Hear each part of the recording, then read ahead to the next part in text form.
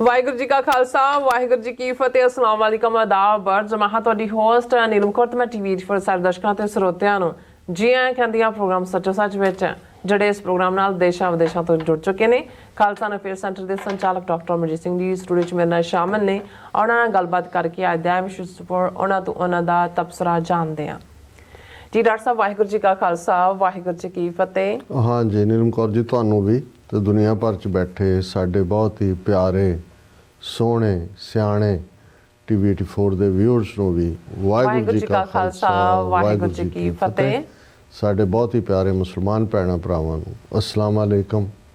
ਗੰਗਾ ਜਮਨੀ ਤਹਿਜ਼ੀਬ ਦੇ ਹਿੰਦੂ ਤਵੀਆਂ ਨੂੰ ਨਮੋ ਨਮੇ। ਜੀ ਡਾਕਟਰ ਸਾਹਿਬ, ਜੀ ਆਇਆਂ ਨੂੰ ਪ੍ਰੋਗਰਾਮ ਸੱਚੋ ਸੱਚ ਵਿੱਚ। ਬਹੁਤ ਮਿਹਰਬਾਨੀ ਜੀ ਡਾਕਟਰ ਸਾਹਿਬ, ਅੱਜ 15 ਜਨਵਰੀ 2025 3 ਮਾਘ ਨਾਨਕ ਸ਼ਾਹੀ ਸੰਮਤ 556 ਦਾ ਦਿਨ ਹੈ ਤੇ ਡਾਕਟਰ ਸਾਹਿਬ ਪ੍ਰੋਗਰਾਮ ਸ਼ੁਰੂ ਕਰਨ ਤੋਂ ਪਹਿਲਾਂ ਅਸੀਂ ਆਪਣੇ ਦਰਸ਼ਕਾਂ ਤੇ ਸਰੋਤਿਆਂ ਨੂੰ ਹਮੇਸ਼ਾ ਤਰ੍ਹਾਂ ਦਾ ਸੀ ਵਿਊਅਰਸ, ਜੇ ਤੁਸੀਂ ਹੱਕ ਸੱਚ ਇਨਸਾਫ ਤੇ ਪੈਰਾ ਦਿੰਦਾ ਇੱਕੋ ਇੱਕ ਚੈਨਲ ਟੀਵੀ 84 ਨੂੰ ਦੇਖਣਾ ਚਾਹੁੰਦੇ ਹੋ ਤਾਂ ਤੁਸੀਂ ਦੇਖ ਸਕਦੇ ਸਪੈਕਟਰਮ ਕੇਬਲ, ਆਰਸ਼ਨ ਕੇਬਲ, ਵਪਨ ਕੈਨੇਡਾ, roku, ਜਾਦੂ ਬਾਕਸ, ਸ਼ਾਵਾ, ਫੇਸਬੁੱਕ ਟੀਵੀ 84 ਦੀ ਐਪ ਰਾਹੀਂ online streaming and IP box ਤੇ ਤੁਸੀਂ ਟੀਵੀ 84 ਨੂੰ ਦੇਖ ਸਕਦੇ ਹੋ। ਵਿਊਅਰਸ, ਜੇ ਤੁਸੀਂ ਟੀਵੀ 84 ਨਾਲ ਪ੍ਰੋਗਰਾਮ ਸੱਚੋ ਸੱਚ ਨਾਲ ਫੇਸਬੁੱਕ ਰਾਹੀਂ ਜੁੜਿਓ ਤਾਂ ਇਸ ਨੂੰ ਵੱਧ ਲਾਈਕ ਕਰੋ ਤੇ ਸ਼ੇਅਰ ਕਰੋ ਅਤੇ ਨਾਲ ਹੀ YouTube ਤੇ ਸਬਸਕ੍ਰਾਈਬ ਵੀ ਕਰੋ। ਇਹ ਵੀ ਦੱਸ ਦਿਓ ਕਿ ਤੁਸੀਂ ਟੀਵੀ 84 ਦੀ ਐਪ ਨੂੰ ਐਂਡਰੋਇਡ ਐਂਡ ਐਪ ਸਟੋਰ ਤੇ ਡਾਊਨਲੋਡ ਕਰਕੇ ਜੋ ਟੀਵੀ 84 ਦੀ ਲਾਈਵ ਸਟ੍ਰੀਮ ਹੈ ਇਸ ਨੂੰ ਤੁਸੀਂ 24 ਆਵਰਸ ਦੇਖ ਸਕਦੇ ਹੋ।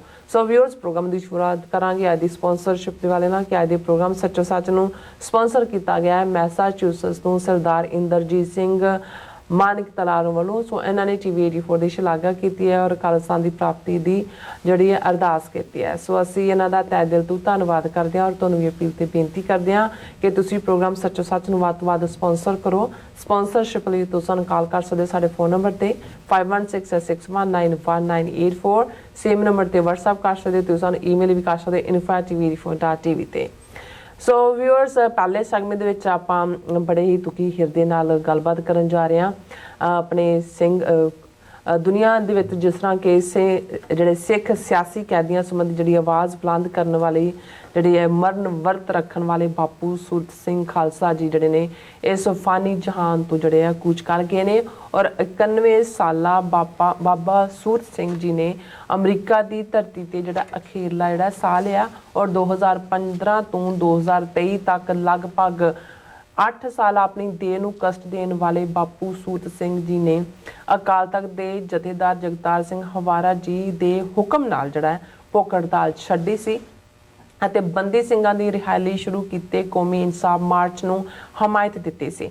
ਸੋ ਅਸੀਂ ਬਾਪੂ ਸੂਰਤ ਸਿੰਘ ਖਾਲਸਾ ਜੀ ਦੇ ਸਿਦਕ, ਦ੍ਰਿੜਤਾ ਅਤੇ ਕੌਮੀ ਪਿਆਰ ਨੂੰ ਜਿਹੜਾ ਪ੍ਰਣਾਮ ਕਰਦੇ ਹਾਂ। ਸੋ ਅਸੀਂ ਵਾਹਿਗੁਰੂ ਦੇ ਅੱਗੇ ਚਰਨਾਂ ਦੇ ਅੱਗੇ ਉਹਨਾਂ ਦੇ ਅਰਦਾਸ ਕਰਦੇ ਹਾਂ ਕਿ ਵਾਹਿਗੁਰੂ ਉਹਨਾਂ ਨੂੰ ਆਪਣੇ ਚਰਨਾਂ ਵਿੱਚ ਨਿਵਾਸ ਬਖਸ਼ਣ। ਸੋ ਅੱਜ ਦਾ ਜਿਹੜਾ ਸਮੁੱਚਾ ਪ੍ਰੋਗਰਾਮ ਹੈ ਅਸੀਂ ਉਹਨਾਂ ਦੀ ਯਾਦ ਨੂੰ ਸਮਰਪਿਤ ਕਰਨ ਜਾ ਰਹੇ ਹਾਂ। ਸੋ ਆਪਾਂ ਇਸ ਬਾਬਤ ਹੀ ਗੱਲਬਾਤ ਕਰਨ ਜਾ ਰਹੇ ਹਾਂ। ਸੋ ਅਸੀਂ ਚਾਹਾਂਗੇ ਕਿ ਤੁਸੀਂ ਇਸੇ ਤਰ੍ਹਾਂ ਬਣੇ ਰਹਿਣਾ। ਦੇਖਣ ਸੁਣਨ ਲਈ ਤੁਹਾਡਾ ਸਭ ਦਾ ਬਹੁਤ ਬਹੁਤ ਸ਼ੁਕਰੀਆ। ਜੀ ਡਾਕਟਰ ਸਾਹਿਬ, ਕੀ ਕਹਿਣਾ ਚਾਹੋਗੇ? ਸਭ ਤੋਂ ਪਹਿਲਾਂ ਤਾਂ ਅੱਜ ਦੇ ਪ੍ਰੋਗਰਾਮ ਨੂੰ ਸਪਾਂਸਰ ਕਰਨ ਲਈ ਅਸੀਂ ਸਰਦਾਰ ਇੰਦਰਜੀਤ ਸਿੰਘ ਮਾਨਕ ਤਲਾ ਜਿਹੜੇ ਮੈਸਾਚੂਸਟਸ ਸਟੇਟ ਦੇ ਵਿੱਚ ਰਹਿੰਦੇ ਨੇ ਉਹਨਾਂ ਦਾ ਸ਼ੁਕਰੀਆ ਅਦਾ ਕਰਦੇ ਹਾਂ। ਬਹੁਤ ਵਾਰ ਜਦੋਂ ਸਾਡੇ ਉਹ ਵੀਰ ਜਿਨ੍ਹਾਂ ਬਾਰੇ ਸਾਨੂੰ ਨਿੱਜੀ ਜਾਣਕਾਰੀ ਨਹੀਂ ਹੁੰਦੀ ਜਾਂ ਉਹਨਾਂ ਨਾਲ ਕਦੇ ਨਿੱਜੀ ਮੁਲਾਕਾਤ ਨਹੀਂ ਹੁੰਦੀ ਔਰ ਉਹ ਪ੍ਰੋਗਰਾਮ ਦੇਖ ਕੇ ਜਾਂ ਟੀਵੀ 84 ਨਾਲ ਜੁੜੇ ਹੋਣ ਕਰਕੇ ਮਹਿਸੂਸ ਕਰਦੇ ਨੇ ਕਿ ਟੀਵੀ 84 ਉਹਨਾਂ ਦੇ ਦਸਵੰਧ ਦੀ ਮਾਇਆ ਦਾ ਹੱਕਦਾਰ ਹੈ ਅਤੇ ਉਹ ਨਿਸ਼ਕਾਮਤਾ ਦੇ ਨਾਲ ਕੰਟਰੀਬਿਊਟ ਕਰਦੇ ਨੇ, ਉਹ ਸਾਨੂੰ ਬਹੁਤ ਅਜ਼ੀਜ਼ ਨੇ।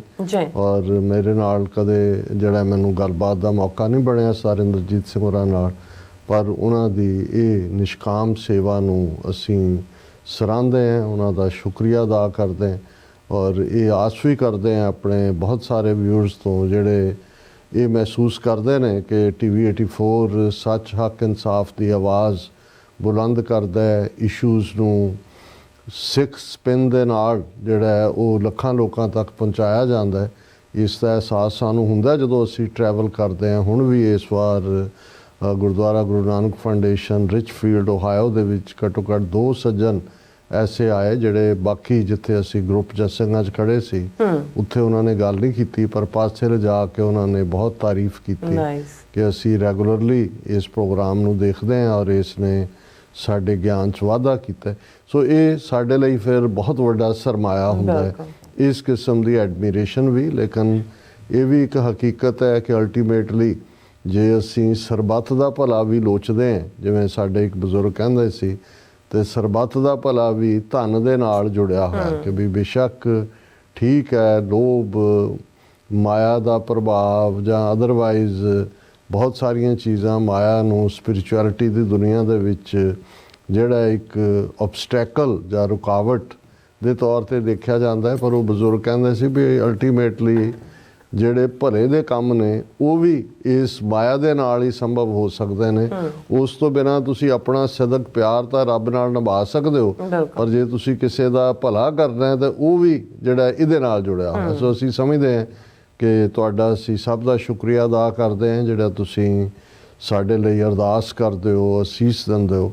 ਪਰ ਇਹ ਵੀ ਇੱਕ ਹਕੀਕਤ ਹੈ ਕਿ ਇਹ ਜੇ ਪ੍ਰੋਜੈਕਟ ਨੂੰ ਅਸੀਂ 12 ਸਾਲਾਂ ਤੋਂ ਲਗਾਤਾਰਤਾ ਨਾਲ ਚਲਾ ਪਾਏ ਤੇ ਇਹਦੇ 'ਚ ਵੀ ਤੁਹਾਡੀ ਮਦਦ, ਤੁਹਾਡਾ ਸਹਿਯੋਗ ਹੀ ਸ਼ਾਮਲ ਸੀ, ਹੋਰ ਤਾਂ ਸਾਡੀ ਕਿਸੇ ਤੇ ਤਵੱਕੋ ਨਹੀਂ ਹੈ। ਤੇ ਜੇ ਇਸ ਨੂੰ ਅਸੀਂ ਅੱਗੇ ਤੋਰਨਾ ਹੈ ਔਰ ਇਸ ਵੇਲੇ ਜਿਹੜੇ ਚੈਲੰਜਸ ਨੇ ਉਹ ਪਹਿਲਾਂ ਨਾਲੋਂ ਵੀ ਜ਼ਿਆਦਾ ਨੇ, ਕਿਉਂਕਿ ਕਿਸੇ ਪਾਸਿਓਂ ਕੋਈ ਹੋਰ ਜਿਹੜੀ ਹੈ ਉਹ ਮਦਦ ਦੀ ਆਸ ਤਾਂ ਦੂਰ ਦੀ ਗੱਲ, ਅਸੀਂ ਬਹੁਤ ਵਾਰ ਈਵਨ ਸੋਸ਼ਲ ਮੀਡੀਆ ਦੇ ਉੱਤੇ ਵੀ ਇੰਨੀ ਟਾਈਟ ਰੋਪ ਵਾਕ ਕਰ ਰਹੇ ਕਿਉਂਕਿ ਜਿਹੜੀ ਮਰਜ਼ੀ ਵੀਡੀਓ ਨੂੰ ਉਹ ਬਲੌਕ ਕਰ ਦਿੰਦੇ ਨੇ। ਫੇਸਬੁੱਕ ਪਹਿਲਾਂ ਹੀ 4 ਸਾਲ ਤੋਂ ਬੰਦ ਹੈ। YouTube ਦੀ ਤਲਵਾਰ ਵੀ ਜਿਹੜੀ ਹੈ ਉਹ ਲਟਕ ਰਹੀ ਹੈ, ਮੋਨੇਟਾਈਜੇਸ਼ਨ ਵੀ YouTube ਦੀ ਬੰਦ ਹੈ। 31 ਅਕਤੂਬਰ ਦੇ ਪ੍ਰੋਗਰਾਮ ਤੋਂ ਬਾਅਦ ਜਦੋਂ ਕਿ ਅਸੀਂ ਸ਼ਹੀਦ ਬੇਅੰਤ ਸਿੰਘ ਸਤਵੰਤ ਸਿੰਘ ਦੇ ਨਾਂ ਤੇ ਪ੍ਰੋਗਰਾਮ ਕੀਤਾ ਸੀ। ਸੋ ਤੁਹਾਡੀ ਮਦਦ ਦੇ ਅਸੀਂ ਹਮੇਸ਼ਾ ਹੀ ਜਿਹੜਾ ਉਹ ਤਲਬਗਾਰ ਹੈ ਔਰ ਮੈਂ ਇੱਕ ਵਾਰ ਫਿਰ ਵੀਰ ਇੰਦਰਜੀਤ ਸਿੰਘ ਮਾਨਕ ਤਲਾ ਉਹਨਾਂ ਦਾ ਸ਼ੁਕਰੀਆ ਅਦਾ ਕਰਦਾ ਹਾਂ। ਦੇਖੋ ਜਦੋਂ ਅਸੀਂ ਕੁਰਬਾਨੀ ਦੀ ਗੱਲ ਕਰਦੇ ਹਾਂ ਇਹ ਠੀਕ ਹੈ।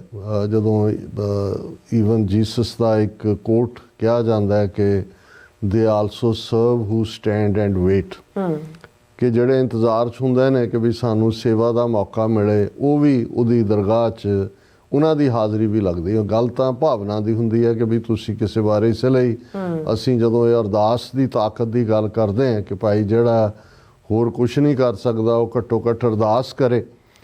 ਪਰ ਉਹ ਰੂਹਾਂ ਜਾਂ ਉਹ ਵਜੂਦ ਜਿਹੜੇ ਆਪਣੀ ਜਿਨ੍ਹਾਂ ਦੀ ਕੋਈ ਕੰਪਲਸ਼ਨ ਨਹੀਂ ਹੁੰਦੀ, ਜਿਨ੍ਹਾਂ ਦੇ ਸਿਰ ਤੇ ਕੋਈ ਤਲਵਾਰ ਨਹੀਂ ਲਟਕ ਰਹੀ ਹੁੰਦੀ, ਜਿਹੜੇ ਇੱਕ ਚੰਗੀ ਜ਼ਿੰਦਗੀ ਜਾਂ ਸੁੱਖ ਦੀ ਜ਼ਿੰਦਗੀ ਜੀ ਰਹੇ ਹੁੰਦੇ ਨੇ, ਤੇ ਜੇ ਉਹਨਾਂ ਦੇ ਵਿੱਚ ਇਹ ਤਮੰਨਾ ਜਾਂ ਇਹ ਭਾਵਨਾ ਆਏ ਕਿ ਜੀ ਨਹੀਂ ਅਸੀਂ ਜੰਗੇ ਮੈਦਾਨ ਦੇ ਵਿੱਚ ਜਾ ਕੇ ਆਪਣੀ ਸੋਚ, ਆਪਣੀ ਸਮਰੱਥਾ, ਆਪਣੀ ਲਿਆਕਤ ਦੇ ਮੁਤਾਬਕ ਸਰਵ ਕਰਨਾ ਔਰ ਉਹਦੇ ਲਈ ਉਹ ਮਨਾ ਕਰਨ ਦੇ ਬਾਵਜੂਦ ਵੀ ਜ਼ਾਹਰ ਹੈ ਜਦੋਂ ਪਰਿਵਾਰ ਬੱਚੇ ਬੱਚੀਆਂ ਹੁੰਦੇ ਨੇ ਤੇ ਉਹਨਾਂ ਨੂੰ ਵੀ ਪਤਾ ਹੁੰਦਾ ਹੈ ਕਿ ਵੀ ਕਿਸ ਕਿਸਮ ਦੇ ਚੈਲੰਜਸ ਹੋਣਗੇ, ਪਰ ਉਸ ਮੈਦਾਨ ਦੇ ਵਿੱਚ ਵੀ ਉਹ ਕੁੱਦਣ ਔਰ ਅਖੀਰ ਤੱਕ, ਅਖੀਰਲੇ ਸਾਹ ਤੱਕ ਜਿਸ ਇਸ਼ੂ ਨੂੰ ਲੈ ਕੇ ਉਹ ਜ਼ਿੰਦਗੀ ਦੇ ਅਖੀਰਲੇ ਪੜਾਅ 'ਤੇ ਕੁੱਦੇ, ਉਸ ਦੇ ਨਾਲ ਜਿਹੜੀ ਆਪਣੀ ਪ੍ਰੀਤ ਪੁਗਾ ਜਾਣ ਤੇ ਉਹਨਾਂ ਨੂੰ ਅਸੀਂ ਉਹ ਬਹਾਦਰ ਸਿੰਘਾਂ ਦੇ ਤੌਰ ਤੇ, ਬਹਾਦਰ ਰੂਹਾਂ ਦੇ ਤੌਰ ਤੇ ਤਸਲੀਮ ਕਰਦੇ ਹਾਂ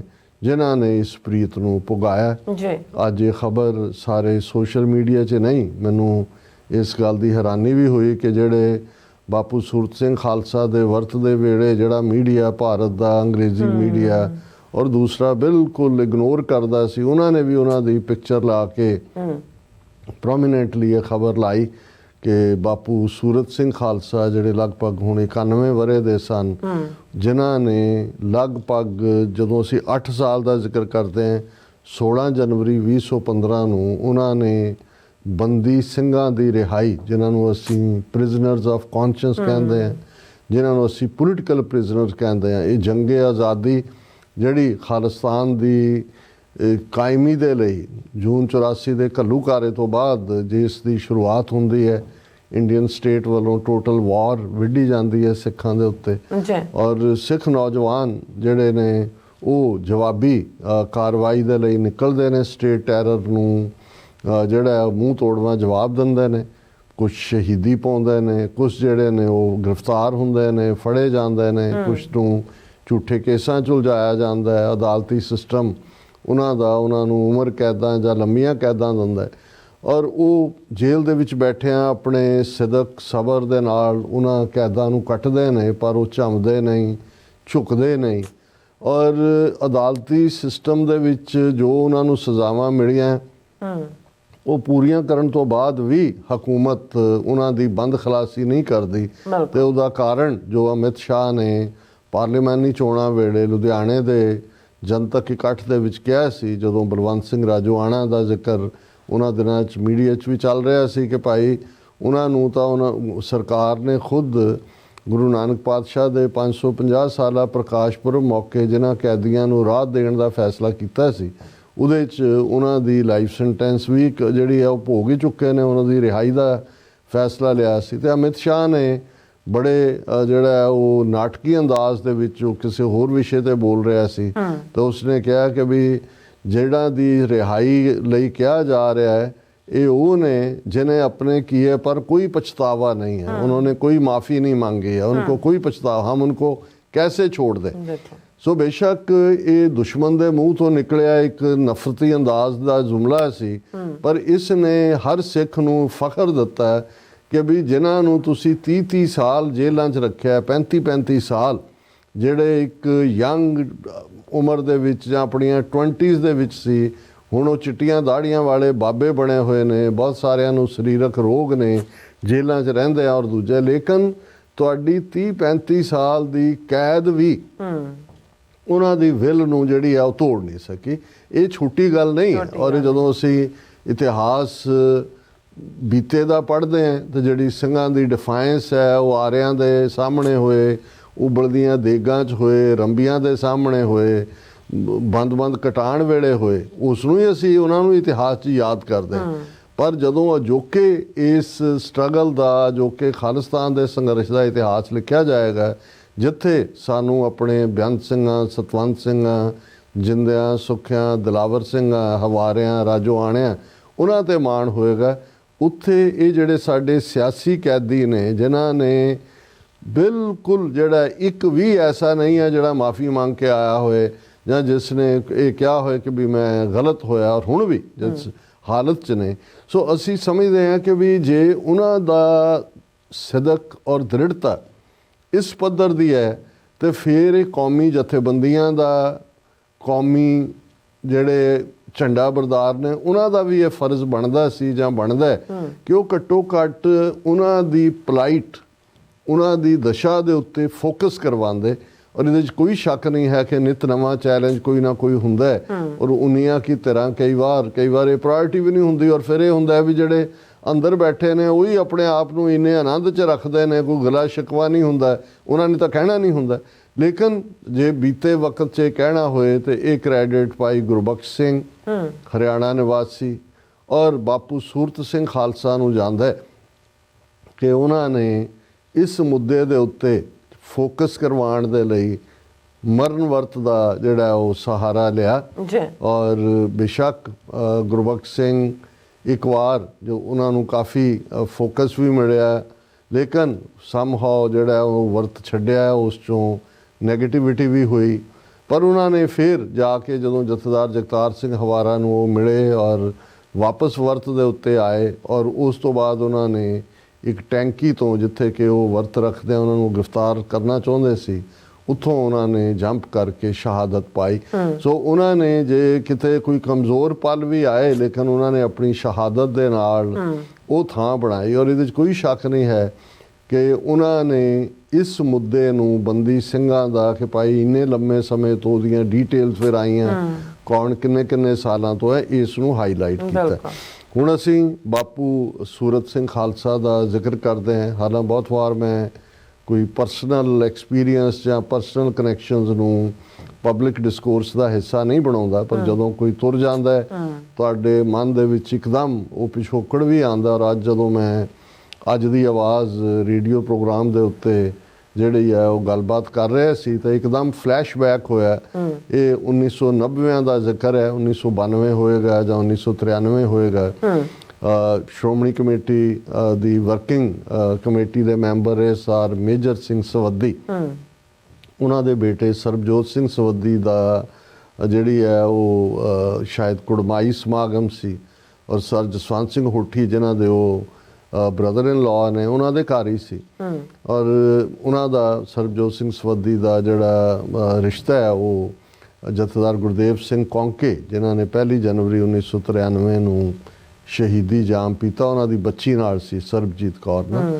ਔਰ ਸਰ ਜਸਵੰਤ ਸਿੰਘ ਹੋਠੀ ਉਹਨਾਂ ਨਾਲ ਵੀ ਅੱਜ ਗੱਲ ਹੋ ਰਹੀ ਸੀ। ਮੈਂ ਕਿਹਾ ਮੈਨੂੰ ਯਾਦ ਹੈ ਕਿ ਪਹਿਲੀ ਵਾਰ ਸੂਰਤ ਸਿੰਘ ਖਾਲਸਾ ਔਰ ਉਹਨਾਂ ਦੀਆਂ ਬੱਚੀਆਂ ਵੀ ਜਿਨ੍ਹਾਂ ਨੇ ਕੀਰਤਨ ਕੀਤਾ, ਉਹਨਾਂ ਦੇ ਘਰ 'ਚ ਹੀ ਸਮਾਗਮ ਸੀ। ਇਹ ਸ਼ਾਇਦ 1992-93 ਦੇ ਨੇੜੇ ਤੇੜੇ ਦਾ ਜ਼ਿਕਰ ਹੋਏਗਾ। ਸੋ ਉਹਨਾਂ ਨੇ ਉਦੋਂ ਇੰਨਾ ਕੁ ਅਨਾਊਂਸ ਹੋਇਆ। ਔਰ ਹੁਣ ਜਦੋਂ ਅਸੀਂ ਗੱਲਬਾਤ ਵੀ ਕਰ ਰਹੇ ਹਾਂ, ਸਾਡੇ ਵੀਰ ਸਰ ਅਨੂਪ ਸਿੰਘ UK ਵਾਲਿਆਂ ਨੇ 4-5 ਇਤਿਹਾਸਕ ਪਿਕਚਰਾਂ ਬਾਪੂ ਸੂਰਤ ਸਿੰਘ ਖਾਲਸਾ ਦੀਆਂ ਭੇਜੀਆਂ, ਜਥੇਦਾਰ ਗੁਰਦੇਵ ਸਿੰਘ ਕੌਂਕੇ ਦੇ ਨਾਲ ਵੀ, ਬਾਬਾ ਠਾਕਰ ਸਿੰਘ ਨਾਲ, ਸ਼ਹੀਦ ਭਾਈ ਅਮਰੀਕ ਸਿੰਘ ਹੋਰਾਂ ਨਾਲ। ਔਰ ਇੱਕ ਪਿਕਚਰ ਜਿਹਦੇ 'ਚ ਕਿ ਉਹਨਾਂ ਨੂੰ ਪੁਲਿਸ ਨੰਗੇ ਸਿਰ ਗ੍ਰਿਫਤਾਰ ਕਰਕੇ ਲਿਜਾ ਰਹੀ ਹੈ, ਪਹਿਲੇ ਪੀਰੀਅਡ ਦੀ ਹੈ, ਕਿਉਂਕਿ ਉਹਨਾਂ ਦੀ ਐਕਟੀਵਿਟੀ ਕੋਈ ਜੂਨ 84 ਤੋਂ ਬਾਅਦ ਹੀ ਸ਼ੁਰੂ ਨਹੀਂ ਹੋਈ। ਉਸ ਤੋਂ ਪਹਿਲਾਂ ਵੀ 1970 ਤੋਂ ਹੀ ਉਹ ਇੱਕ ਟ੍ਰੇਨਡ ਸਕੂਲ ਟੀਚਰ ਸਨ।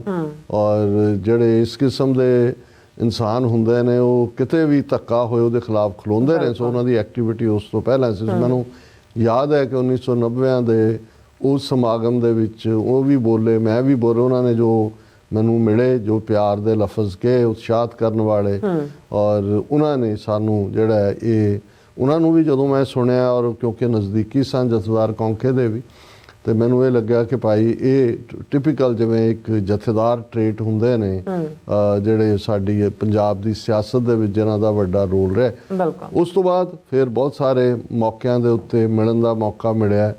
ਔਰ ਲਾਸਟ ਮੁਲਾਕਾਤ ਬੇਸ਼ੱਕ ਉਹ ਹੁਣ ਜਦੋਂ ਅਸੀਂ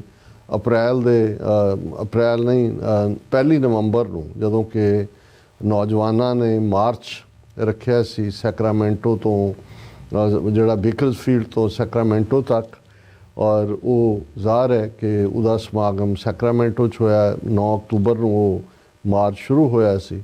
ਔਰ ਉਸ ਮੌਕੇ ਜਦੋਂ ਕਿ ਉਹਨਾਂ ਨੂੰ ਵੀਲ ਚੇਅਰ 'ਤੇ ਲਿਆਂਦਾ ਗਿਆ, ਦਰਸ਼ਨ ਕੀਤੇ। ਔਰ ਉਹਨਾਂ ਦੀ ਬੇਟੀ ਵੀ ਸਾਡੇ ਕੋਲ ਮਿਲਣ ਲਈ ਆਏ। ਔਰ ਉਹਨਾਂ ਨੇ ਕਿਹਾ ਕਿ ਵੀ ਹੁਣ ਜਿਹੜਾ ਉਹਨਾਂ ਨੂੰ ਬਹੁਤ ਠੀਕ ਨਹੀਂ ਹੈ ਤੇ ਅਸੀਂ ਉਹਨਾਂ ਨੂੰ ਇੱਥੇ ਲਾਏ।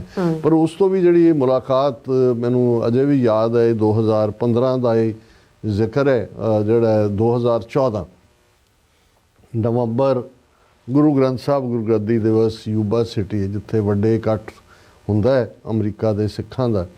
ਔਰ ਮੈਂ ਐਡਰੈਸ ਕਰਕੇ ਬੋਲ ਕੇ ਸੰਗਤ ਦੇ ਵਿੱਚ ਬੈਠਾ, ਤੇ ਇਹ ਪਿੱਛੇ ਬੈਠੇ ਸੀ, ਆ ਕੇ ਮੇਰੇ ਕੋਲ ਆਏ ਤੇ ਮੈਨੂੰ ਕਹਿਣ ਲੱਗੇ ਕਿ ਮੈਂ ਤੁਹਾਡੇ ਨਾਲ ਕੋਈ ਗੱਲਬਾਤ ਕਰਨਾ ਚਾਹੁੰਦਾ। ਤੇ ਕਿਉਂਕਿ ਸੰਗਤ ਦੇ ਡੈਕੋਰਮ 'ਚ ਮੇਰੀ ਕੋਸ਼ਿਸ਼ ਹੁੰਦੀ ਹੈ ਕਿ ਮੈਂ ਕਿ ਕੋਈ ਨਹੀਂ, ਹੁਣ ਦੀਵਾਨ ਹੈ, ਮੈਂ ਬਾਹਰ ਆਉਂਦਾ ਤੇ ਫਿਰ ਅਸੀਂ ਗੱਲਬਾਤ ਕਰਦੇ। ਸੋ ਇਹ ਜਿਵੇਂ ਮੈਂ ਕਿਹਾ ਵੀ ਨਵੰਬਰ ਦਾ ਪਹਿਲਾ ਹਫਤਾ 2014 ਹੈ। ਕਹਿਣ ਲੱਗੇ ਕਿ ਵੀ ਮੈਂ ਜ਼ਿੰਦਗੀ ਦੇ ਵਿੱਚ ਇਸ ਰਸਤੇ ਨੂੰ ਚੁਣਿਆ, ਗੁਰੂ ਨੇ ਜੋ ਸੇਵਾ ਲਈ, ਪਰ ਹੁਣ ਮੈਨੂੰ ਲੱਗਦਾ ਹੈ ਕਿ ਵੀ ਪੰਜਾਬ ਦੇ ਵਿੱਚ ਜਿਹੜਾ ਬੰਦੀ ਸਿੰਘਾਂ ਦੀ ਰਿਹਾਈ ਦਾ ਮੁੱਦਾ ਹੈ, ਉਸ ਨੂੰ ਹਾਈਲਾਈਟ ਕਰਨ ਲਈ ਕੁਰਬਾਨੀ ਦੀ ਲੋੜ ਹੈ। ਔਰ ਮੈਂ ਫੈਸਲਾ ਕੀਤਾ ਕਿ ਮੈਂ ਪੰਜਾਬ ਜਾ ਕੇ ਜਿਹੜਾ ਇਸ ਮੁੱਦੇ ਨੂੰ ਹਾਈਲਾਈਟ ਕਰਨ ਦੇ ਲਈ ਮਰਨ ਵਰਤ 'ਤੇ ਬੈਠਣਾ ਚਾਹੁੰਦਾ। ਮੈਂ ਐਪਰੀਸ਼ੀਏਟ ਕੀਤਾ ਉਹਨਾਂ ਦੇ ਰਿਜ਼ੋਲਵ ਨੂੰ। ਮੈਂ ਕਿਹਾ, ਹਾਲਾਂਕਿ ਮੈਂ ਕਿਹਾ ਖਾਲਸਾ ਜੀ, ਜਿਹੜੇ ਤੁਸੀਂ ਨਿੱਜੀ ਤੌਰ 'ਤੇ ਇਤਿਹਾਸ ਦੇ ਵੀ ਵਿਦਿਆਰਥੀ ਹੋ, ਜਾਣਦੇ ਹੋ ਚੰਗੀ ਤਰ੍ਹਾਂ ਕਿ ਵੀ ਇਹ ਮਰਨ ਵਰਤ ਜਾਂ ਦੂਸਰਾ ਇਹਨੂੰ ਅਸੀਂ ਸਿੱਖੀ ਪਰੰਪਰਾ ਦੇ ਮੁਤਾਬਕ ਤਾਂ ਨਹੀਂ ਮੰਨਦੇ। ਇਹ ਠੀਕ ਹੈ ਕਿ ਐਜ਼ ਏ ਪੋਲੀਟੀਕਲ ਵੈਪਨ ਇਸ ਨੂੰ ਮਾਸਟਰ ਤਾਰਾ ਸਿੰਘ ਜਾਂ ਸੰਤ ਫਤਿਹ ਸਿੰਘ ਨੇ ਇਸਤੇਮਾਲ ਕੀਤਾ, ਫੇਲ ਹੋਏ ਉਹਦੇ 'ਚ, ਔਰ ਤਨਖਾਹਾਂ ਲੱਗੀਆਂ, ਕਿਉਂਕਿ ਇਹ ਗਾਂਧੀ ਔਰ ਇਸ ਕਿਸਮ ਦੇ ਲੋਕਾਂ ਨੇ ਉਹਨੂੰ ਐਜ਼ ਏ, ਕਿਉਂਕਿ ਉਹਨਾਂ ਦਾ ਤਾਂ ਕੋਈ ਕਮਿਟਮੈਂਟ ਹੀ ਨਹੀਂ ਸੀ ਅਰਦਾਸ ਜਾਂ ਇਹ ਜਿਹੜਾ। ਪਰ ਮੈਂ ਕਿਹਾ ਵੀ ਸਰ ਦਰਸ਼ਨ ਸਿੰਘ ਫੇਰੂਮਾਨ ਨੇ 74 ਦਿਨ ਦੀ ਭੁੱਖ ਹੜਤਾਲ, ਉਹ ਕਹਿੰਦੇ ਸੀ ਮੈਂ ਅਰਦਾਸ ਦੀ ਅਹਿਮੀਅਤ ਨੂੰ ਸਮਝਦਾ ਕਾਇਮ ਰੱਖਣ ਦੇ ਲਈ ਹੀ, ਜਿਹਨੂੰ ਕਿ ਮਾਸਟਰ ਤਾਰਾ ਸਿੰਘ ਸੰਤ ਫਤਿਹ ਸਿੰਘ ਨੇ ਜਿਹੜਾ ਉਹ ਫੇਲ ਕੀਤਾ ਰੱਖਿਆ। ਔਰ ਮੈਂ ਕਿਹਾ ਉਹਨਾਂ ਨੇ ਉਸ ਨੂੰ ਨਿਭਾਇਆ ਅਖੀਰਲੇ ਸਾਹ ਤੱਕ। ਸੋ ਮੈਂ ਕਿਹਾ ਵੀ ਤੁਸੀਂ ਅਦਰਵਾਈਜ਼ ਜਥੇਬੰਦਕ ਤੌਰ 'ਤੇ ਗਰਾਊਂਡ ਲੈਵਲ 'ਤੇ ਜਾਂ ਦੂਸਰਾ, ਮੈਂ ਕਿਉਂਕਿ ਇੱਕ ਇਮਾਨਦਾਰੀ ਦੇ ਨਾਲ ਜੋ ਮੈਂ ਮਹਿਸੂਸ ਕੀਤਾ, ਲੇਕਿਨ ਮੈਨੂੰ ਇਹ ਲੱਗਦਾ ਵੀ ਇਹ ਵੀ ਜਿਹੜਾ ਸਿੱਖ ਅਰਦਾਸ ਕਰ ਲੈਂਦਾ ਆਪਣੇ ਤੌਰ 'ਤੇ, ਉਹਨਾਂ ਨੇ ਮਨ ਬਣਾਇਆ ਹੋਇਆ ਸੀ ਕਿ ਉਹਨਾਂ ਨੇ ਜਿਹੜਾ ਇਸ ਨੂੰ ਹਾਈਲਾਈਟ ਕਰਨਾ ਔਰ ਆਪਣਾ ਆਪ ਕੁਰਬਾਨ ਕਰਨਾ। ਔਰ ਉਹਨਾਂ ਨੇ ਠੀਕ ਉਸ ਤੋਂ ਬਾਅਦ ਉਹ ਗਏ ਪੰਜਾਬ, ਔਰ ਉਦੋਂ ਹੀ ਖਬਰਾਂ ਜਿਹੜੇ ਜਿਉਂ-ਜਿਉਂ ਬਾਅਦ ਦੇ ਵਿੱਚ 16 ਜਨਵਰੀ 2015 ਦੇ ਹਵਾਲੇ ਨਾਲ ਆਇਆ ਵੀ ਉਹਨਾਂ ਦਾ ਪਿੰਡ ਹਸਨਪੁਰ ਜ਼ਿਲ੍ਹਾ ਲੁਧਿਆਣੇ ਦੇ ਵਿੱਚ ਹੈ ਕਿ ਉਹਨਾਂ ਨੇ ਜਿਹੜਾ ਹੈ ਉਹ ਵਰਤ ਸ਼ੁਰੂ ਕਰ ਦਿੱਤਾ ਹੈ। ਫਿਰ ਆਲਮੋਸਟ 4 ਜਨਵਰੀ 2023 ਤੱਕ ਉਦੋਂ ਵੀ ਫਾਈਨਲ ਜਦੋਂ ਇਹ ਆਂਦਾ ਹੈ ਕਿ ਜਥੇਦਾਰ ਜਗਤਾਰ ਸਿੰਘ ਹਵਾਰਾ ਨੇ ਉਹਨਾਂ ਨੂੰ ਹੁਕਮ ਕੀਤਾ ਹੈ ਵੀ ਤੁਸੀਂ ਵਰਤ ਛੱਡੋ ਔਰ ਕੌਮੀ ਇਨਸਾਫ ਮੋਰਚਾ, ਕਿਉਂਕਿ ਫੋਕਸ ਇਸ਼ੂ ਉਹੀ ਸੀ ਜਿਹੜਾ ਇਸ਼ੂ ਬਾਪੂ ਸੂਰਤ ਸਿੰਘ ਖਾਲਸਾ ਨੂੰ ਬਹੁਤ ਪਿਆਰਾ ਸੀ, ਉਸ ਦੇ ਉੱਤੇ ਹੀ ਉਹਨਾਂ ਨੇ ਜਾ ਕੇ ਫੋਕਸ ਵੀ ਕਰਵਾਇਆ। ਇਹ ਸਾਰੇ ਜਿਹੜੇ ਸਾਲ ਸੀ 7-8 ਸਾਲ in and out of hospital police ਨੇ ਚੁੱਕ ਲਿਆ ਪਿੰਡੋਂ, ਫਿਰ ਡੀਐਮਸੀ ਲਿਆਂਦਾ, ਫਿਰ ਫੋਰਸ ਫੀਡ ਕੀਤਾ, ਫਿਰ ਜੋ ਹੀ ਉਹਨਾਂ ਨੂੰ ਆਇਆ ਉਹਨਾਂ ਨੇ ਫਿਰ ਵਰਤ ਸ਼ੁਰੂ ਕੀਤਾ, ਫਿਰ ਪੀਜੀਆਈ ਚ ਪਹੁੰਚ ਗਏ, ਫਿਰ ਦੂਸਰਾ। ਲੇਕਿਨ ਇਹਨਾਂ 8 ਵਰਿਆਂ ਦੇ ਵਿੱਚ ਇੱਕ ਬੜੇ ਹੈਲਥੀ ਬੜੇ ਜਿਹੜਾ ਸਿਹਤਮੰਦ ਜਿਹੜੇ ਨੇ, ਜਦੋਂ ਉਹਨਾਂ ਦੀਆਂ ਕੁਝ ਪਿਕਚਰਸ ਜਦੋਂ ਅਖੀਰਲੇ ਉਹਨਾਂ ਦੇ 2023 ਤੋਂ ਪਹਿਲਾਂ ਚੱਲ ਰਿਹਾ ਸੀ, ਉਹ ਹੱਡੀਆਂ ਦੇ ਮੁੱਠ ਬਣੇ ਹੋਏ ਉਹਨਾਂ ਪਿਕਚਰਸ ਨੇ ਦੁਨੀਆ ਭਰ ਦੇ ਵਿੱਚ ਬੰਦੀ ਸਿੰਘਾਂ ਦੇ ਮੁੱਦੇ ਨੂੰ ਹਾਈਲਾਈਟ ਕਰਵਾਇਆ। ਸਰਕਾਰ ਦੇ ਉੱਤੇ ਵੀ ਉਹਦਾ ਦਬਾਅ ਬਣਿਆ, ਕੁਝ ਨੂੰ ਪੈਰੋਲ ਤੇ ਛੱਡਿਆ ਗਿਆ, ਕੁਝ ਦੀ ਕੱਚੀ ਪੈਰੋਲ, ਪੱਕੀ ਪੈਰੋਲ। ਹਕੂਮਤਾਂ ਸਿੱਧੀ ਡਿਫੀਟ ਤਾਂ ਨਹੀਂ ਮੰਨਦੀਆਂ ਹੁੰਦੀਆਂ, ਪਰ ਜਦੋਂ ਇਹ ਫੋਕਸ ਹੋਣਾ ਸ਼ੁਰੂ ਹੋਇਆ ਉਦੋਂ ਤੱਕ ਮੈਂ ਸਮਝਦਾ ਹਾਂ ਵੀ ਬਾਪੂ ਸੂਰਤ ਸਿੰਘ ਕਾਫੀ ਜਿਹੜਾ ਜਿਸ ਮਿਸ਼ਨ ਨੂੰ ਲੈ ਕੇ ਉਹ ਗਏ ਸੀ ਉਸ ਦੇ ਵਿੱਚ ਉਹ ਕਾਮਯਾਬ ਰਹੇ। ਹਾਲਾਂਕਿ ਇਹਦੇ 'ਚ ਕੋਈ ਦੋ ਰਾਵਾਂ ਨਹੀਂ ਨੇ ਕਿ ਇਸ ਪੀਰੀਅਡ ਦੇ ਵਿੱਚ ਹੀ ਉਹਨਾਂ ਦੇ ਸਨ ਇਨ ਲਾ ਸਤਵਿੰਦਰ ਸਿੰਘ ਭੋਲਾ, ਉਹਨਾਂ ਦਾ ਬੜੇ ਸ਼ੱਕੀ ਹਾਲਾਤਾਂ ਦੇ ਵਿੱਚ ਜਿਹੜਾ ਹੈ, ਜਿਸ ਦੇ ਵਿੱਚ ਜਦੋਂ ਹੁਣ ਅਸੀਂ ਟਰਾਂਸਨੈਸ਼ਨਲ ਰਿਪਰੈਸ਼ਨ ਵੱਲ ਦੇਖਦੇ ਤੇ ਇਹ ਉਦੋਂ ਵੀ ਰੂਲ ਆਊਟ ਨਹੀਂ ਸੀ ਕੀਤਾ ਜਾ ਸਕਦਾ ਕਿ ਭਾਈ ਉਹਨਾਂ ਦਾ ਮਰਡਰ ਕੀਤਾ ਗਿਆ, ਕਿਉਂਕਿ ਉਹ ਵੀ ਆਪਣੇ ਪੀਰੀਅਡ ਦੇ ਵਿੱਚ ਸਿੱਖ ਸਟੂਡੈਂਟ ਫੈਡਰੇਸ਼ਨ ਦੇ ਪ੍ਰਮੁੱਖ ਆਗੂਆਂ 'ਚ ਰਹੇ ਸੀ। ਇੱਥੇ ਭਾਵੇਂ ਉਹਨਾਂ ਦੀ ਕੋਈ ਬਹੁਤੀ ਐਕਟੀਵਿਟੀ ਨਹੀਂ ਸੀ, ਲੇਕਿਨ ਉਹ ਆਪਣਾ ਪਰਿਵਾਰ ਪਾਲ ਰਹੇ ਸੀ ਔਰ ਉਧਰ ਬਾਪੂ ਸੂਰਤ ਸਿੰਘ ਹੋਰਾਂ ਦੀ ਜਿਹੜੀ ਭੁੱਖ ਹੜਤਾਲ ਹੈ ਉਹ ਇੱਕ ਫੋਕਸ ਦਾ ਕਾਰਨ, ਫੋਕਸ ਬਣੀ ਹੋਈ ਸੀ। ਸੋ ਇਸ ਸਾਰੇ ਪੀਰੀਅਡ 'ਚ ਅਸੀਂ ਉਹਨਾਂ ਦੇ ਬੇਟੇ ਨਾਲ ਵੀ ਔਰ ਉਹਨਾਂ ਦੀਆਂ ਬੱਚੀਆਂ ਨਾਲ ਵੀ ਜਿਹੜਾ TV 84 ਗੁਫ਼ਤਗੂ ਪ੍ਰੋਗਰਾਮ ਦੇ ਵਿੱਚ ਜਿਹੜਾ ਸਾਡੀ ਬੀਬੀ ਰੀਤ ਕੌਰ ਜਿਹੜੇ ਉਦੋਂ ਹੋਸਟ ਕਰਦੇ ਸੀ, ਉਹਨਾਂ ਦੇ ਨਾਲ ਜਿਹੜੇ ਨੇ ਇੰਟਰਵਿਊ ਵੀ ਹੋਏ। ਸੋ ਉਹ ਸਾਰਾ ਜਿਹੜਾ ਪਾਰਟ ਹੈ ਮੈਂ ਸਮਝਦਾ ਵੀ ਉਹਨਾਂ ਨੇ ਇਸ ਨੂੰ ਹਾਈਲਾਈਟ ਕੀਤਾ। ਔਰ ਇਸ ਪੀਰੀਅਡ ਤੋਂ ਪਹਿਲਾਂ ਪੰਜਾਬ 'ਚ ਹੁੰਦਿਆਂ ਵੀ ਜਦੋਂ ਬਾਬਾ ਜੋਗਿੰਦਰ ਸਿੰਘ ਅਕਾਲੀ ਦਲ ਦੇ ਪ੍ਰਧਾਨ ਬਣੇ, ਯੂਨਾਈਟਿਡ ਅਕਾਲੀ ਦਲ ਉਹਦਾ ਨਾਂ ਸੀ, ਉਹਦੇ 'ਚ ਵੀ ਉਹਨਾਂ ਨੇ ਐਜ਼ ਏ ਸੈਕਟਰੀ ਜਿਹੜਾ ਰੋਲ ਨਿਭਾਇਆ। ਉਹ ਇੱਕ ਬੜੇ ਅੱਛੇ ਬੁਲਾਰੇ ਵੀ ਸਨ ਔਰ ਇਸ ਪਾਸਿਓਂ ਤੁਰੇ ਔਰ ਅਖੀਰ ਵੇਲੇ ਜਿਵੇਂ ਮੈਂ ਕਿਹਾ ਕਿ ਵੀ ਉਹਨਾਂ ਦਾ ਉਹ ਦੀਦਾਰ ਹੀ ਸੀ, ਕਿਉਂਕਿ ਉਹ ਹਾਲਤ ਵੀ ਨਹੀਂ ਸੀ, ਵੀਲ ਚੇਅਰ 'ਤੇ ਸਟੇਜ 'ਤੇ ਲਿਆਂਦਾ ਗਿਆ ਔਰ ਇੱਕ ਪਾਸੇ ਅੱਗੇ ਬੀਬੀ ਪਰਮਜੀਤ ਕੌਰ ਖਾਲੜਾ ਬੈਠੇ ਸੀ। ਉਹਨਾਂ ਨੂੰ ਜਦੋਂ ਇੱਕਦਮ ਮੈਨੂੰ ਹੈਰਾਨੀ ਵੀ ਹੋਈ, ਮੈਨੂੰ ਨਹੀਂ ਸੀ ਪਤਾ ਵੀ ਅਮਰੀਕਾ 'ਚ ਆ ਚੁੱਕੇ ਨੇ ਔਰ ਜਿਵੇਂ ਉਹਨਾਂ ਦੀ ਬੇਟੀ ਨੇ ਦੱਸਿਆ ਕਿ ਵੀ ਉਹਨਾਂ ਦੀ ਸਿਹਤ ਠੀਕ ਨਹੀਂ ਸੀ ਔਰ ਇਸ ਲਈ ਉਹਨਾਂ ਨੂੰ ਅਸੀਂ ਇੱਥੇ ਲਿਆਂਦਾ। ਸੋ ਅਸੀਂ ਸਮਝਦੇ ਹਾਂ ਕਿ ਵੀ ਉਹਨਾਂ ਨੇ ਆਪਣੀ ਗੁਰੂ ਦੇ ਨਾਲ ਪ੍ਰੀਤ ਪੁਗਾਈ ਹੈ। ਇਸ਼ੂ ਬੇਸ਼ੱਕ ਅੱਜ ਵੀ ਜਦੋਂ ਅਸੀਂ ਪਿਛਲੇ ਹਫ਼ਤੇ ਜ਼ਿਕਰ ਕੀਤਾ ਕਿ ਕੌਮੀ ਇਨਸਾਫ ਮੋਰਚਾ ਜਿਹਦੇ 2 ਵਰ੍ਹੇ ਪੂਰੇ ਹੋਏ ਔਰ ਉਹਨਾਂ ਨੂੰ ਨਾ ਉਹਨਾਂ ਨੇ ਵੱਡਾ ਇਕੱਠ ਹੋਣ ਦਿੱਤਾ, ਸਭ ਨੂੰ ਘਰਾਂ ਦੇ ਵਿੱਚ ਤਾੜ ਦਿੱਤਾ ਗਿਆ। ਉਹ ਸਰ ਸਿਮਰਨਜੀਤ ਸਿੰਘ ਮਾਨ ਹੋਣ ਜਾਂ ਭਾਈ ਅੰਮ੍ਰਿਤਪਾਲ ਸਿੰਘ ਖਾਲਸਾ ਦੇ ਪਿਤਾ ਤਰਸੇਮ ਸਿੰਘ ਹੋਣ, ਸੰਗਤਾਂ ਨੂੰ ਵੀ ਰੋਕਿਆ ਗਿਆ। ਔਰ ਜਦੋਂ ਉਹਨਾਂ ਨੇ ਪੀਸਫੁਲ ਮਾਰਚ ਕਰਨਾ ਚਾਹਿਆ ਤੇ ਲਾਠੀ ਚਾਰਜ ਜੋ ਟੀਅਰ ਗੈਸ ਸ਼ੈਲ ਜਿਹੜੇ ਈਵਨ ਜਿੱਥੇ ਗੁਰੂ ਗ੍ਰੰਥ ਸਾਹਿਬ ਦਾ ਪ੍ਰਕਾਸ਼ ਸੀ ਉੱਥੇ ਵੀ ਆ ਕੇ ਜਿਹੜਾ ਉਹ ਟੀਅਰ ਗੈਸ ਸ਼ੈਲ ਡਿੱਗੇ, ਸਿੰਘ ਜ਼ਖਮੀ ਹੋਇਆ। ਲੇਕਿਨ ਇਹਦੇ 'ਚ ਕੋਈ ਦੋ ਰਾਵਾਂ ਨਹੀਂ ਨੇ ਕਿ ਜਿਹੜਾ ਮਕਸਦ, ਔਰ ਜੇ ਅਸੀਂ 2015 ਤੱਕ ਉਸ ਦੌਰ ਦੇ ਵਿੱਚ ਦੇਖੀਏ, ਹਾਲਾਂਕਿ ਇਸ਼ੂ ਉਦੋਂ ਬਹੁਤ ਸਾਰੇ ਖੜੇ ਹੋ ਚੁੱਕੇ ਸੀ। ਆਲਰੇਡੀ ਅਸੀਂ ਦੇਖਦੇ ਹਾਂ ਕਿ ਗੁਰੂ ਗ੍ਰੰਥ ਸਾਹਿਬ ਦੀ ਬੇਅਦਬੀ ਦੀਆਂ ਘਟਨਾਵਾਂ ਨੇ ਦੂਸਰੇ ਪਾਸੇ ਧਿਆਨ ਖੜਿਆ ਸੀ, ਸਰਬੱਤ ਖਾਲਸਾ ਚੱਬੇ ਦੇ ਵਿੱਚ ਹੋਇਆ, ਉਹ ਸਾਰਾ ਪਾਠ ਚੱਲ ਰਿਹਾ ਸੀ। ਲੇਕਿਨ ਇਹ ਬਾਪੂ ਸੂਰਤ ਸਿੰਘ ਖਾਲਸਾ ਔਰ ਜਿਵੇਂ ਮੈਂ ਭਾਈ ਗੁਰਬਖਸ਼ ਸਿੰਘ ਦਾ ਜ਼ਿਕਰ ਕੀਤਾ ਹੈ, ਇਹ ਉਹਨਾਂ ਦਾ ਹੀ ਇਸ ਪਾਸੇ ਫੋਕਸ ਕਰਵਾਉਣ ਦੇ ਵਿੱਚ ਇੱਕ ਵੱਡਾ ਯੋਗਦਾਨ ਹੈ।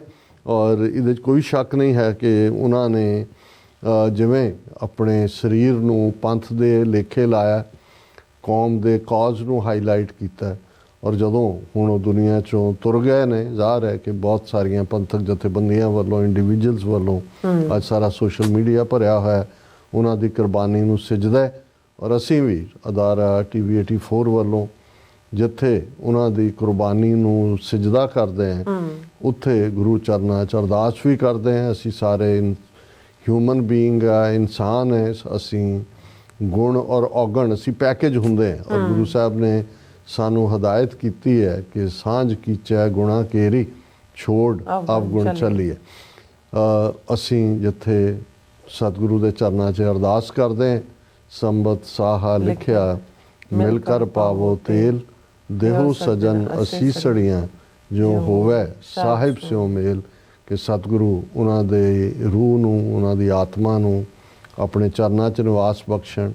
ਔਰ ਜਿਹੜਾ ਖਾਲਸਾ ਪੰਥ ਗੁਰੂ ਕਲਗੀਧਰ ਪਾਤਸ਼ਾਹ ਦਾ ਸਾਜਿਆ ਹੈ, ਜਿਹੜਾ ਅੱਜ ਇੰਨੇ ਸਾਰੇ ਚੈਲੰਜਸ ਦੇ ਨਾਲ ਜੂਝ ਰਿਹਾ ਹੈ ਕਿ ਜਦੋਂ ਤੱਕ ਤੁਸੀਂ ਅਗਲੀ ਸਵੇਰ ਉੱਠਦੇ ਹੋ ਤੇ ਕੋਈ ਨਵੀਂ ਖਬਰ ਜਿਹੜੀ ਹੁੰਦੀ ਹੈ ਉਹ ਸਾਹਮਣੇ ਹੁੰਦੀ ਹੈ ਕਿ ਭਾਈ ਇਸ ਪਾਸਿਓਂ ਹਮਲਾ, ਉਸ ਪਾਸਿਓਂ ਹਮਲਾ।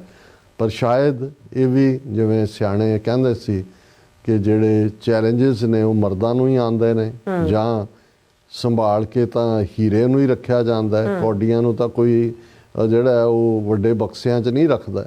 ਸੋ ਇਸੇ ਤਰ੍ਹਾਂ ਸ਼ਾਇਦ ਸਿੱਖ ਕੌਮ ਜਿਹੜੀ ਅੱਜ ਇੱਕ ਵੱਡਾ ਚੈਲੰਜ ਭਾਰਤੀ ਹਾਕਮਾਂ ਲਈ ਬਣੀ ਹੋਈ ਹੈ। ਬੇਸ਼ੱਕ ਕਹਿਣ ਨੂੰ ਇਹ ਕਦੇ 2% ਕਹਿੰਦੇ ਸੀ, ਕਦੇ ਆਟੇ 'ਚ ਲੂਣ ਕਹਿੰਦੇ ਸੀ, ਲੇਕਿਨ ਅੱਜ ਇਹਦੇ 'ਚ ਕੋਈ ਸ਼ੱਕ ਨਹੀਂ ਹੈ ਕਿ ਗੁਰੂ ਨੇ ਸਾਡੀ ਪ੍ਰੋਗਰਾਮਿੰਗ ਐਸੀ ਕੀਤੀ ਹੋਈ ਹੈ, 10 ਗੁਰੂ ਸਾਹਿਬਾਨ ਗੁਰੂ ਗ੍ਰੰਥ ਸਾਹਿਬ ਦੇ ਰੂਪ ਦੇ ਵਿੱਚ, ਕਿ ਅਸੀਂ ਜ਼ੁਲਮ ਨੂੰ ਵੰਗਾਰਨੇ, ਜ਼ਾਲਮ ਨੂੰ ਲਲਕਾਰਨੇ। ਔਰ ਜਦੋਂ ਤੱਕ ਇਸ ਪਲੈਨਟ 'ਤੇ ਇੱਕ ਵੀ ਸਿੱਖ ਜਿਉਂਦਾ ਉਹ ਹੱਕ ਸੱਚ ਇਨਸਾਫ ਦੇ ਲਈ ਜੂਝੇਗਾ। ਔਰ ਪੰਜਾਬ ਦੀ ਧਰਤੀ 'ਤੇ ਤਾਂ ਸਾਡੇ 1.5 ਲੱਖ ਤੋਂ ਜ਼ਿਆਦਾ ਯੋਧਿਆਂ ਨੇ, ਸ਼ਹੀਦ ਸਿੰਘਾਂ ਸਿੰਘਣੀਆਂ ਨੇ ਆਪਣੇ ਸਰੀਰਾਂ ਦੇ ਨਜ਼ਰਾਨੇ ਗੁਰੂ ਚਰਨਾਂ 'ਚ ਭੇਟ ਕੀਤੇ ਨੇ, ਤਾਂ ਕਿ ਕੌਮ ਦਾ ਆਉਣ ਵਾਲਾ ਕੱਲ੍ਹ ਸ਼ਾਨ ਮੱਤਾ ਹੋਏ, ਮਾਣ ਮੱਤਾ ਹੋਏ। ਔਰ ਇਹ ਆਜ਼ਾਦ ਮੁਲਕ ਖਾਲਿਸਤਾਨ ਦੀ ਕਾਇਮੀ ਨਾਲ ਜੁੜਿਆ ਹੋਇਆ। ਇਸ ਲਈ ਜੇਲ੍ਹਾਂ 'ਚ ਬੈਠੇ ਸਾਡੇ ਸਿੰਘ ਸਿੰਘਣੀਆਂ, ਸਾਡੇ ਵੀਰ ਭੈਣਾਂ, ਇਹ ਪ੍ਰਿਜ਼ਨਰਸ ਆਫ ਕੌਨਸ਼ੀਅਸ ਨੇ, ਇਹ ਪੋਲੀਟੀਕਲ ਪ੍ਰਿਜ਼ਨਰਸ ਨੇ। ਔਰ ਅਸੀਂ ਉਹਨਾਂ ਦੇ ਜਿੱਥੇ ਜਿਨ੍ਹਾਂ ਨੇ ਸਜ਼ਾਵਾਂ ਪੂਰੀਆਂ ਕਰ ਲਈਆਂ ਉਹਨਾਂ ਦੀ ਰਿਹਾਈ ਦੀ ਮੰਗ ਇਹ ਵੈਲ ਵਿਦਨ ਦਾ ਇੰਟਰਨੈਸ਼ਨਲ ਲਾਅ ਹੈ।